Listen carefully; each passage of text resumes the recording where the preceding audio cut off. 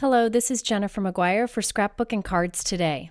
Today I have a really fun video for you on how to make your images literally pop up off your cards. So when the person takes it out of the envelope, it pops right up. Just something really fun to do, especially on celebration cards. So you can see these balloons are raised up off the card, not just with foam tape, but really pops up. Now I'm going to share a lot of different tips and techniques along the way, along with creating these colorful balloons and also the fun backgrounds. So let's get started with our balloons. I am using some die cuts or some dies from Lawn Fawn. These are party balloons. I love this set of balloons. There are many balloon dies out there, but I love that this one has the strings included. So I have my big shot here and I'm going to die cut a bunch of balloons. I decided to go ahead and make a bunch of cards all at once. I always need birthday or celebration cards. I am using some mint colored cardstock, just some scraps that I got out of my scrap drawer, and also some coral colored cardstock. Now these balloons are kind of boring as is because they're just one solid even color. I wanted to add some faux dimension to this, add some shading. The fastest way to do this is with distress inks and an ink blending tool. I'm using two of the newest colors of distress inks from Ranger. This is the Abandoned Coral, which I just think is gorgeous, and I'm using my ink blending tool. The best way to do this is start off of the paper and slowly swirl your way onto the paper. This prevents any strict lines of the color and really gets really good blending. So you see I start off the paper and work my way on. Now on the top right of the balloon, I'm only putting a little ink up against the edge, but on the bottom left of the balloon, I'm putting more color just to add some depth down there. I love that when you take the ink off the paper and then slowly work it onto the paper, you end up with a really dark edge, really distinct edge. And I just think it's absolutely beautiful and takes no time at all. It would have taken me about 10 years to do this with Copic markers. So there I kind of gave some life to that plain, simple die cut. And you can see the difference here. If you wanted the color to stay softer, you could just use less pressure when applying it. Next, I'm going to do the same with the mint colored balloon, and this is the Cracked Pistachio Distress Ink. Ranger has started to release one new color of Distress Ink each month, and this was January's ink, and then the Coral was February's ink, and I just love that they're adding more colors to the collection. Now you can see this time I'm putting less ink down so I have a softer results, but you could really easily control how dark or how light this is by how much pressure you put on. But definitely the trick is to start off the paper and slowly work your way onto the paper with a swirling motion. So there we have this balloon done, and you can see the difference between how it started and how it is after we added all of the ink. Now distress ink stays wet for a little bit, so I'm just going to go ahead and heat set it so that I don't have any trouble adding any glue to this to glue our little die cuts in place. So I always like to kind of heat set my distress ink. It does dry on its own, but this just speeds things up. So now it's time to do our die cuts that go on top of these balloons. Now I have picked a few different die cuts. I thought I'd show you where they're all from. This is a Little Bee die set. It has lots of sentiments, and I chose the celebration from it. You could find lots of sentiments in this set alone, but I decided to use a few others. This is a baby die from Simon Says Stamp. Then we have Happy from an Ellen Hudson Essentials by Ellen die set. This is actually a Christmas set, but the word happy works all the time. Then I have this fun, really detailed Congrats from a Simon Says Stamp set. Okay, so I am going to go ahead and die cut these all from black cardstock, but I wanted it to have a shine to it. So I think it's easiest to do this before you die cut. It saves a lot of time. I just pressed Versamark ink over the entire piece area of this black cardstock, and I'm adding clear embossing powder to the whole area, and then I am heat setting it with my heat gun. This results in just a shiny finish on that cardstock, and then I can die cut this, and then all my little die cuts will have that nice shiny finish. You could die cut it first from the cardstock and then add the embossing on top, but this really just saves a lot of time since we're doing all 4 die cuts this way. Another way I'm saving some time is I'm putting all my dies down on the paper and running it through my die cut machine at once, so they're all cut at one time. So now that I have all these intricate little dies, I need to adhere them to my balloon. This is one way you can go about doing this, and I really like this method. I'll link to a video that shows other ways of adhering intricate die cuts. I have a piece of Post-it tape, the sticky side is up, and I laid my die cut halfway on it upside down. So this just holds it in place as I apply adhesive to the back. I am applying some Ranger Multi-Medium, which is a matte finish adhesive, and I'm just putting tiny little dots all over the back of this die cut. I have put a precision tip on the top of my bottle, and I will also link here to a video where I show how to do that. It's really easy and makes a big difference with this adhesive. So once I've put enough adhesive on the back, which by the way, this is a super strong adhesive, so I can be sure that it stays secure in the mail, I'm picking up that whole piece of tape and transferring it onto my die cut. Having that tape on the back of this die cut really helps with this intricate die that would want to flap and move around as I pick it up. You could try using washi tape or painter's tape for this also, or a Post-it note. And there we have our die cut perfectly positioned on our balloon. I really find that using a piece of tape to kind of hold your die cut in place while you're putting adhesive is really helpful when you have these intricate die cuts. Now you could put any adhesive you want to on the back of this. You could use some dry adhesive or whatever liquid adhesive you like, and that die or that tape will still help with holding it in place and helping you transfer it onto your paper. You could also put a thin double-sided tape on the back of your die cut before you die cut it, but this tape really still helps with making sure that it gets lined up when you put it on your project. So now that I have all my sentiments on my balloons, it's time to put the little strings on. These little strings and pieces were cut from that same Lawn Fawn die set. I just love this set. Now I've put the little bit of string on the front that looks like the knot of the string.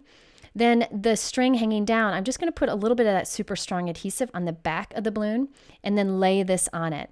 Now that will actually end up being pretty secure because that is such a strong adhesive. That's one of the reasons I like using that strong adhesive. I can trust it will stay put. So now I need to create my background so that we have something to put these balloons on. I have lots of white cardstock cut here to 4 1/4 by 5 1/2. I'm going to do 2 different backgrounds here, actually 3 different backgrounds. This one is from Little Inkers, and it just puts like a faux stitched pattern on this white cardstock. So we're not actually cutting through the cardstock completely, it's just putting like a stitched pattern into it. And I just think this is a great way to add some interest to a plain white background. For another background, I'm using the Memory Box star background that you see here. And look at, there's some stars that cut and then some open stars on the die that actually will dry emboss, which I'll show you in a moment. I'm just taking my white cardstock. I'm going to tape this in place so it doesn't shift when I run it through my die cut machine. And I'm just going to run it through my die cut machine as I normally would. And this will cut those stars that were raised cutting lines on the die. This is just such a fun background, and I'm going to actually put this up against a white piece of cardstock, so you'll have little star windows. So you can go through and pop out all of those little stars, and it also does little dots too, which I just think is so much fun. Now another way you can use this die is to cut and emboss. So I'm going to do this again. This is for another background. I have another piece of white cardstock. I'm going to run it through my die cut machine. This will cut all the stars first. So I have it taped in place. We want to keep that tape on there. So I'll run it through, and this has cut our stars. Now we're going to run it through again, but this time with an embossing pad. You could skip this if you wanted to. I have my multi-purpose platform. I'm going to flip it to tab 1. I'm going to put down a cutting plate and then an embossing pad. This one is from Spellbinders. Then I will take my die with the paper still in place and lay that face down, and then a cutting plate on top. Now the sandwich I'm using with my plates is the same that I would use for an embossing folder. So if you have a different machine, you just run this through with the embossing pad as you would an embossing folder. When you take it out, check it out. You have the die cut stars and some embossed stars in the background. It's just beautiful. Great way to add some interest to plain white cardstock. So now I need to glue these backgrounds onto some white note cards. So I have some top folding white note cards that I created that are 4 1/4 by 5 1/2. And I'm going to glue this right down onto the card so that it's white on white. Now I had trimmed down my star piece here a little bit, thinking that I wanted some of the edge of my note card showing, but I changed my mind. So I'm gluing this just up into the top corner of my note card, and I'm going to trim off the excess. So my final card will actually be a little bit smaller than a 4 1/4 by 5 1/2 inch note card, but I really didn't want to go back and redo all of those backgrounds. So sometimes you just go with what you got. So now I'm going to go ahead and do the same with the other backgrounds onto a white card so that we're ready to add our balloons. So it's finally time for the fun part, to add some fun pop-up action to our die cuts here. Now I have 2 different ways of doing this that I wanted to show you today. The first is with a product that you buy. This is an action wobbler. It's such a fun product. I've used this many times in the past. You glue one side of it to your die cut, one side of it to your card, and it has a spring inside of it that doesn't have that much dimension that allows the die cut to pop up off the card and kind of wiggle and shake around. Now, when you put this in an envelope, it actually is very flat. The way they've designed the spring, it doesn't add that much dimension to your card, but it adds so much fun and interest to it. So you can watch how it just pops up and shakes around. I love these guys, and they're very inexpensive, so it's a great thing to have on hand for fun cards like this. Now, if you don't have the action wobblers, I wanted to show you a way to create your own. Now, it won't wiggle and shake around like the action wobbler. However, it will add that pop-up feature. Another nice thing about making your own is you can control how much it pops up, and I'll show you that.